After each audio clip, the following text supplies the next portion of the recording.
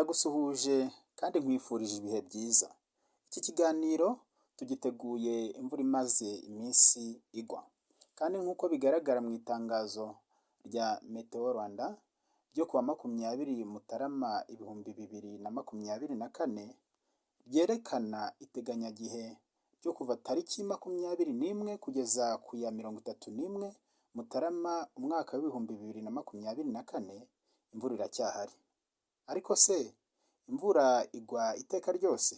Oya, ntabwo imvura igwa buri munsi. Hari umunsi uza ukarangwa n'izuba. Uku niko bimeze no mu buzima bwa muntu, mu mibereho ye ya buri munsi. Nawe ukurikiye iki kiganiro niko bikumereye. Mu gitondo urishima, ku mugoroba ukababara. Uyu munsi uraseka, ejo ukarira. Ibihe birasimburana, ibyiza n'ibibi, imvura n'izuba, kweza no kurumbya. Mu Giswahili baravuga ngo maisha ni kupanda na kushuka. Waswahili wanasema. Burya ngo ahazamuka haba hanamanuka, twitonde. Nyamara barongera bakavuga ngo ugonga ukuta huvunjika mwenyewe. Mu buryo butaziguye, direct translation, twavuga ko ugonze urukuta ari uhangirikira. Komera rero, ukomere, ndetse urenze urutare rwose. Shikama, senga, hungira kuri rutare. Inkomangiro ari we Yesu Kristo. Uratsinda ibikugoye. Ahari uvuye kwa muganga, ubasha gutambuka, ufite imiti mu mufuka, uhuye n'undi muntu umwenyura. Niki kikubwiye ko we adafite imiti mu mufuka? Arayifite. Ahubwo nuko mwivurije muri clinique zitandukanye, mugafatira imiti ahatandukanye muri za farumasi. Agahinda si uguhora urira.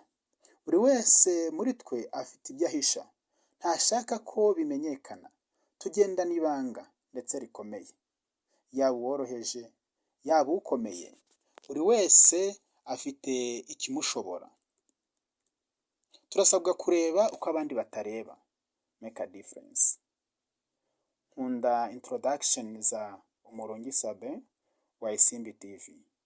Zitanga ihumure, icyizere. Umva icyizere, umunezero no gukira.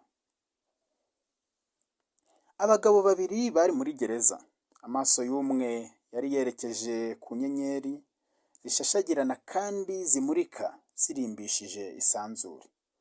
Ubwo yari yatwawe n'ubwiza butangaje bw'ibyo yitegereza, yagize umutima wo kubona ko ibintu bizagenda neza, ndetse yuzura n'ibyiringiro. Yasobanukiwe ko hari ikintu cyiza kiri hirya yo kuba mu nzu y'imbohe. Undi we yitegereje ibyondo byari bizengurutse imiryango ya gereza. Nta kintu cyo kumukomeza cyari gihari. Bityo akomeza kugenda arushaho kubona ko ibintu bitazaba byiza. Yabuze ibyiringiro cyane bitewe n'aho yerekeje amaso ye. Ibyiringiro bihindura uburyo tubona ibitugeraho mu mibereho yacu ya buri munsi. Bidushoboza kuba abantu babona ibintu mu buryo bwiza ndetse no mu bihe bikomeye. Uku kubona ibintu mu buryo bwiza bigira ibyo bihindura ku kuntu twiyumva mu mutima wacu cyangwa se mu mitima yacu, kandi bigatuma n'imibiri yacu imererwa neza. Byongerera imbaraga ubushobozi bw'umubiri bwo kurwanya indwara, ndetse bikadutera n'ubuzima bwiza muri rusange. Ibyiringiro ni ingenzi.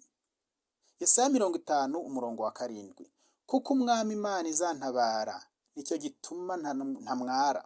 Nicyo gitumye nkomera, mu maso yanjye hakamera nk'urutare, kandi nzi yuko ntazakorwa n'isoni.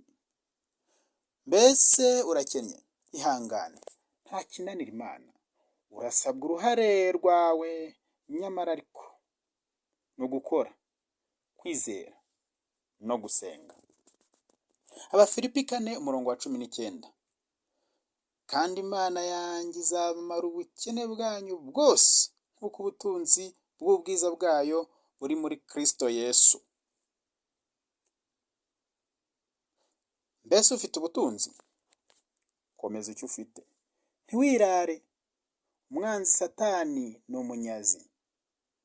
Komeza utere imbere, Imana ibe nyambere. Yesu abe hamwe nawe hose, akugira inama nziza. Imana ikomeze ikurindire, kuko ubutunzi butabura kwitera amababa, bukaguruka nk'uko igisiga kirenga mu bushwi. Imigani 23:5. Mbese urarwaye? Ihangane. Kugira birashoboka kubw'ubuntu n'ubushake bw'Imana. Rwa kabiri rw'Abakorinto 12:9. Ubuntu bwanjye buraguhagije, kuko aho intege nke ziri ariho imbaraga zanjye zuzura. Nuko nzanezerwa cyane kwirata intege nke zanjye, ngo imbaraga za Kristo zinzeho. Nicyo gituma ku bwa Kristo nishimira intege nke zanjye no guhemurwa. Nzishimira n'imibabaro no kurenganywa n'ibyago, kuko iyo mbaye umunyantege nke ariho ndushaho kugira imbaraga. Guseka no gukira indwara. Guseka no gukira indwara. Norman Cousins, umwanditsi w'igitabo cyitwa Anatomy of Illness, imiterere y'indwara, yabaye umuyobozi w'ikinyamakuru kizwi cyane cyo muri Leta Zunze Ubumwe za Amerika mu gihe kigera ku myaka 30 ishize. Mu mwaka w'1964 yafashwe n'indwara yibasiye aho ingingo z'umubiri zigenda zihurira. Yagize uburibwe bukabije, kunyeganyeza intoki, amaboko, amaguru ndetse n'urwasaya byaramukomereraga. Yageze n'aho ananirwa no kwihindukiza mu gitanda. Muri icyo gihe ibibyimba nabyo byatangiye kuzura ku mubiri we wose. Abaganga bamaze kumusuzuma bamwandikiye amoko yose y'imiti igabanya uburibwe, imiti nka aspirine na codeine n'indi miti itandukanye isinziriza. Igihe kimwe umubiri we watangiye kwanga imiti ku buryo byamumereye nabi kurusha indwara ubwayo. Ibintu byagendaga birushaho kumumerera nabi cyane, kuko umurwayi umwe ku barwayi bafite abarwayi hafi 500 ari we ukira iyo ndwara. Amaherezo amaze kurambirwa iyo miti yose n'ibibazo biterwa nayo, yatangiye kujya areba amafilimi amwe ashekeje yanyuraga kuri televiziyo yitwaga Candid Camera. Ari mu buriri bwe yashoboraga guseka. Bidatinze yumvise hari igihinduka. Uko yarushagaho guseka niko yumvaga amerewe neza. Umuforomokazi we yakundaga rimwe na rimwe kumusomera udukuru dusekeje two kumutera gukwenkwenuka.